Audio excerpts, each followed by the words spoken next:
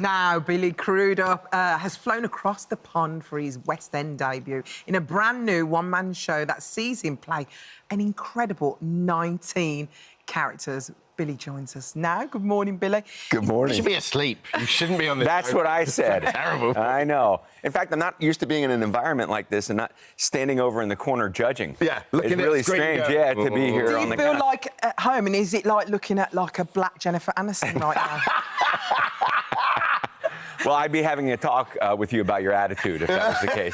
And I'd be in a sweet suit, not in my own dumpy clothes. No, we are going to talk about your show, but seriously, did you ever think it was going to be such a big success, the morning show? You know, having been in the business for a while, it's unpredictable when anything catches people's attention. You don't know why it's going to catch their attention, when it catches their attention. So to be able to play a character like this that's so much fun, so exhilarating, and have people enjoy it is just, it's a dream come true. You know, in your mid-50s, you don't expect it, so it's great. So nice. Aww. So I can't believe it's your West End debut. Like, you're a theatre, you love the theatre. I have been coming to London for 30 years to see theatre. This is just like a heaven to me. So this is a love of yours? It is absolutely. I've been going to theatre. My mom started dragging me to Broadway shows when I was 6 or 7. So nice that she did. You know, it was fantastic, and I've always had an incredible affection for that experience. Communing with my fellow theater goers about, a piece that works or doesn't work or what it's about. It's just a part of my life. Do you remember the first show you saw, like the one that properly entranced you when you were a kid? Wow, that's what... I can remember one of the first shows I saw when I came to see theater here. This was maybe 20 years ago. It was a production of Caucasian Chalk Circle that was directed by Simon McBurney. He had a theater company called Complicité, and it was absolutely extraordinary. When you go back to, when I saw theater in New York, I saw Fences with James Earl Jones, and some Brighton Beach Memoirs with Matthew Broderick, who's on the West End now doing a show. So it's really exciting for me to be in the West End while he's doing a show not too far away, because he was a hero of mine. But how stressful is it having a one-man show? Like, you literally... It's awful. I'm already thinking about tonight. You're freaking me out. I go through the whole play. I've done it several times now. We did it 6 years ago in New York, and we did it at the theater that I first did a play in New York, a beautiful theater called the Vineyard Theater. It's 150 seats. And it was an experimental kind of production, and mostly that 5-week run, I just tried not to cry the whole time because it was so intimidating and so scary. Really? Well, as you get older, your memory doesn't work quite as well as it did when you were younger. So I found, actually, during the first week, I went up, and I couldn't remember my line, and I called for line, but we didn't have any system set in place for line. So from the booth, I hear the stage manager go, and I thought, oh, well, I guess I'm on my own here for a while. So that's part of the excitement, too, of coming to see it, is you see someone try to bring this story to life in front of you, knowing that there's no net. So what is this? It's 19 characters, one-man show. It's by David Cale. What's the storyline? Well, David had this idea. He's been doing solo performances for years in New York, almost 30 years. And so he had this idea that he wanted to write a thriller. He's actually from England, but he's been living in New York for a while. So in his thriller, he was going to dupe all of his fans that he was not actually from England, that he was from middle of America, and he just wanted to put on an English accent. So this is what this story is about. A young man in Indiana, 8, 9, starts to adopt a British accent just because it feels more like home. He's never been to England. He doesn't know anything about British accents. And his father treats him very poorly. And so this alter ego, who's a sort of London tough guy, comes out of him as well to kind of save him. So, but they're all adopted accents from things that he thinks So is it kind of Walter Mitty meets talented Mr. Ripley? I mean, is that... Yeah, precisely. So then what he discovers while he's doing this accent is Americans are completely infatuated with all of you all in the way that you speak.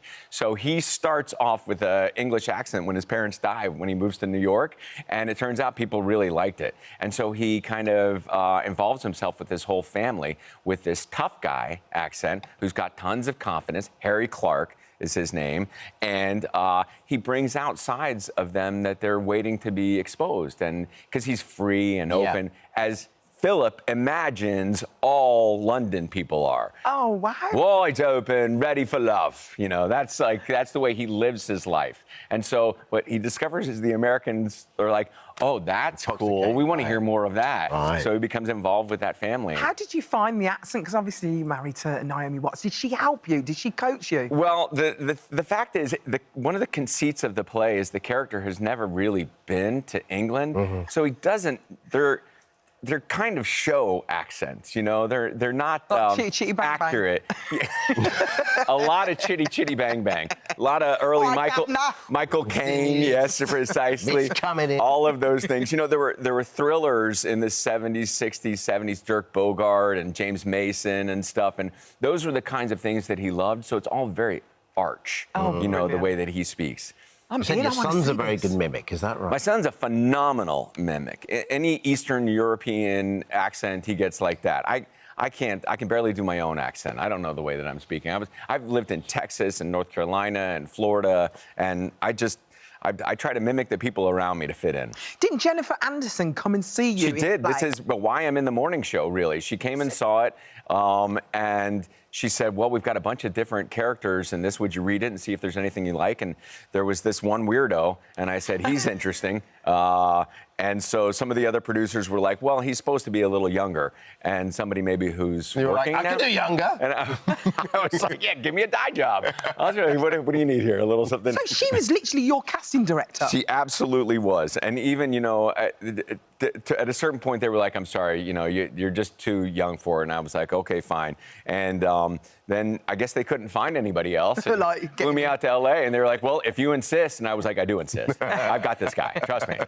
Let me have him. He's like a New York City angler. Projects? You love to go a little bit of theatre and probably get immersed in it. That's the way I've always... Put yourself through the torture, and then...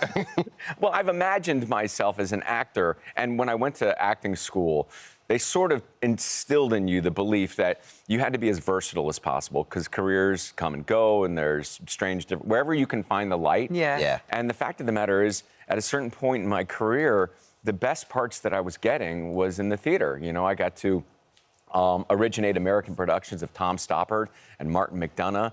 I did The Elephant Man on Broadway. Wow. And, you know, how do I turn down... I was just talking with one of my co-stars on something else I'm working on, and he said, what did you do after Almost Famous? And I said, I did The Elephant Man on Broadway. And he was like, well, weren't your agents pissed? And I was like, yes, they were really pissed. But what was a better part than that? You know, that's an incredible way to explore new features of yourself as an actor. And so I've always tried to take, as long as I could make my rent, I've always tried to take as many creative choices as I could. Fantastic. Billy, we don't say that word in England. Rent? No, the other one that you said. Choices? So apologies for Billy's colourful language. I know you can say it in America. What did I say? The one with the P. And P to the I to the S to the S.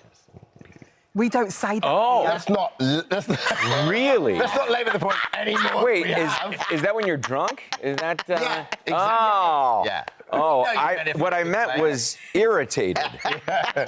I meant unusually irritated. It's my accent. Exactly. I said irritated. You might have heard something else. Let's see one of Billy's 19 characters, all profanities included. Yeah, I thought I might have said another word. Harry Clarke at the Ambassadors Theatre, lovely theatre as well in London. Till May 11th. I'm coming to see it. Come and see it. I'll entertain you for an hour and 20 minutes, I promise. We can't wait, Billy. Somebody will give your money back if you don't like it.